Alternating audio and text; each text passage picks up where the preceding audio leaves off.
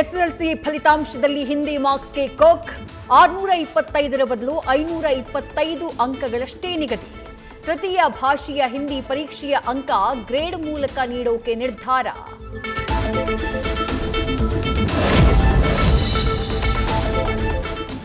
ದಾವಣಗೆರೆಯೇ ಬಂಡಾಯ ತಣಿಸೋಕೆ ಕಾಂಗ್ರೆಸ್ನಲ್ಲಿ ಕಸರತ್ತು. ಸಾದಿಕ್ ಪೈಲ್ವಾನ್ರನ್ನ ಸಿಎಂ ಮುಂದೆ ತಂದು ಕೂರಿಸಿದ ಬಳಿಕ ಸಂಧಾನ ಯಶಸ್ವಿ. ಕಾಂಗ್ರೆಸ್ ಪರ ನಿಲ್ಲೋದಾಗಿ ಘೋಷಣೆ.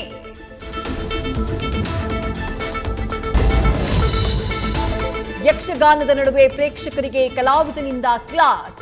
ಭಾಗವತಿಕೆ ವೇಳೆ ಶಿಳ್ಳೆ ಹಾಕಿದ್ದಕ್ಕೆ ಗರಂ. ನಿಮ್ಮಂಥ ಪ್ರೇಕ್ಷಕರ ಅಗತ್ಯ ಇಲ್ಲ ಅಂತ ತರಾಟೆ. ವ್ಯಾಪಕ ಚರ್ಚೆಗೆ ಕಾರಣವಾದ ಈ ನಡೆ.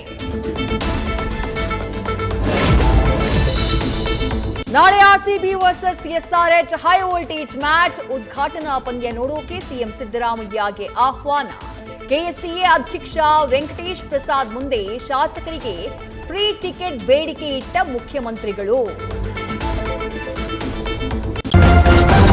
ನ್ಯೂಸ್ ಫಸ್ಟ್ ನಿರ್ಭೀತಿಯಿಂದ ನಿಮ್ಮ ಪರವಾಗಿ.